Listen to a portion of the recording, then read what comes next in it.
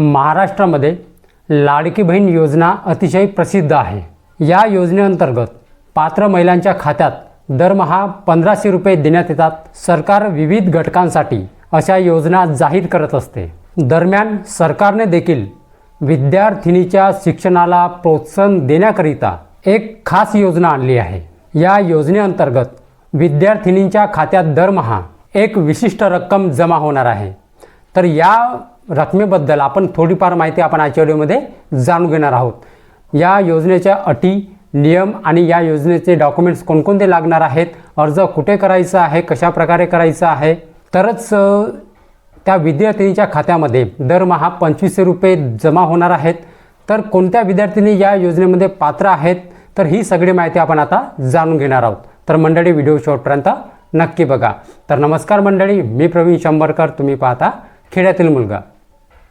सरकारने मुलींच्या शिक्षणाला प्रोत्साहन देण्यासाठी आपली बेटी योजना सुरू केली आहे। आर्थिकदृष्ट्या दुर्बल कुटुंबातील मुलींना, विशेषतः म्हणजे ज्या कुटुंबात त्या मुलींच्या पालकाचे निधन झाले किंवा BPL श्रेणीतील असलेल्या मुलींसाठी ही खास योजना आहे।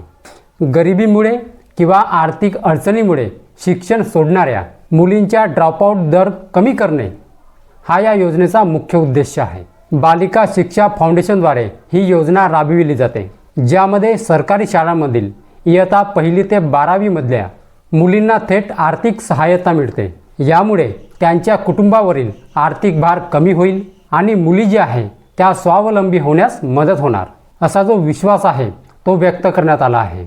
या योजनेचा लाभ फक्त सरकारी शाळांमध्ये शिकणाऱ्या मुलींनाच मिळणार आहे। तर ही जी योजना आहे आपल्या महाराष्ट्रामध्ये नाही, तर राजस्थान सरकारने सुरू केली आहे। आपकी बेटी योजना ही महाराष्ट्र सरकारची नाही, तर राजस्थान सरकारची आहे। लवकरच जे आहे आपलं महाराष्ट्र सरकारसुद्धा मुलींसाठी ही योजना सुरू करणार आहे। कोणत्या नावाने? आपली मुलगी योजना किंवा आपली बेटी योजना, जे महाराष्ट्र सरकार आहे ते लवकरच सुरू करणार आहे। आपण आज व्हिडिओ बघत आहोत ते राजस्थान सरकारचं। यासाठी जे विद्यार्थिनी आहे ते राजस्थानची कायमस्वरूपी रहिवासी असावी, ती BPL कुटुंबातील असावी आणि पालकांपैकी एक किंवा दोघांचेही निधन झाले असेल। इयत्ता 1ली ते 12वीच्या विद्यार्थिनींना या योजनेचा लाभ मिळू शकतो।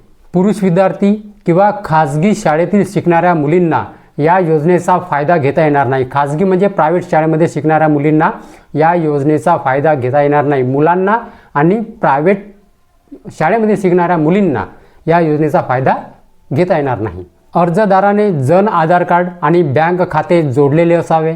याशिवाय आधार कार्ड, निवास प्रमाणपत्र, उत्पन्न प्रमाणपत्र आणि पालकाचा मृत्यू प्रमाणपत्र एवढे डॉक्युमेंट्स या योजनेसाठी लागणार आहेत।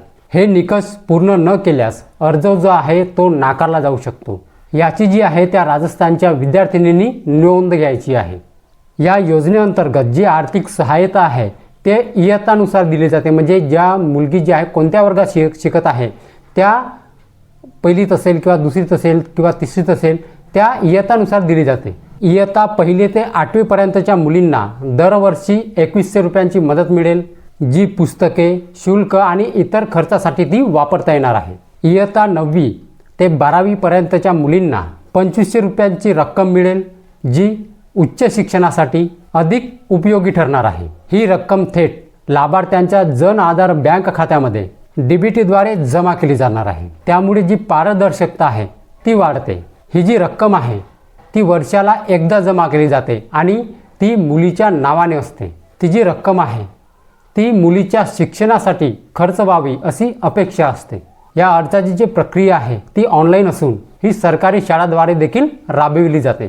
विद्यार्थिनी किंवा शाळा व्यवस्थापन बेनिफिशियरी स्कीम पोर्टल किंवा राजशाला दर्पण पोर्टलवर किंवा shaladharpan.raj.nic.in या वेबसाईटवरती त्या विद्यार्थिनी जी आहे माहिती भरू शकतात। येथे आधार कार्ड, बँक पासबुक, जात निवास प्रमाणपत्र आणि मृत्यू प्रमाणपत्र अशी आवश्यक कागदपत्रे जी आहेत ते अपलोड करावी लागतात। 2025 साठी शाळांनी 25 नोव्हेंबरपर्यंत ही जी सर्व माहिती आहे ती ऑनलाईन सादर करावी लागणार आहे। शिक्षण संचालनालय 30 नोव्हेंबरपर्यंत पडताळणी करेल। यात चुकीची माहिती दिल्यास अर्ज रद्द होईल आणि कायदेशीर कारवाई सुद्धा होऊ शकते याची विद्यार्थिनींना नोंद घ्यायची आहे। पडताळणीनंतर रक्कम डिसेंबर 2025च्या शेवटच्या आठवड्यात किंवा जानेवारी 2026 मध्ये तिची रक्कम आहे खात्यामध्ये जमा होणार आहे।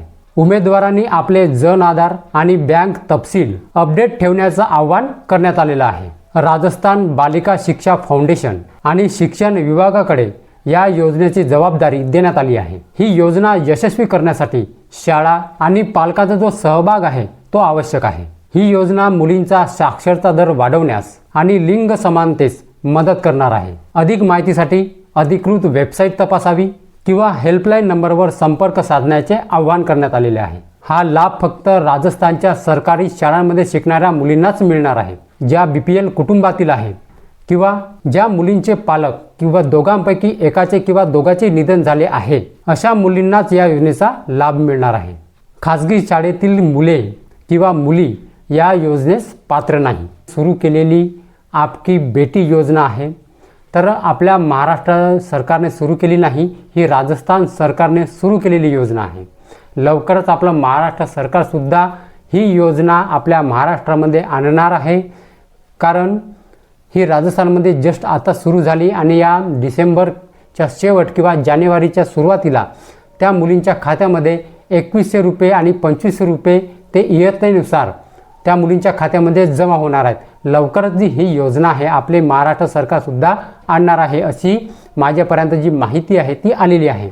ठीक आहे, तर मंडळी हा व्हिडिओ शेअर करायला विसरू नका। तर ही योजना लवकरच आपला महाराष्ट्रातसुद्धा लागू होणार आहे। कोणासाठी?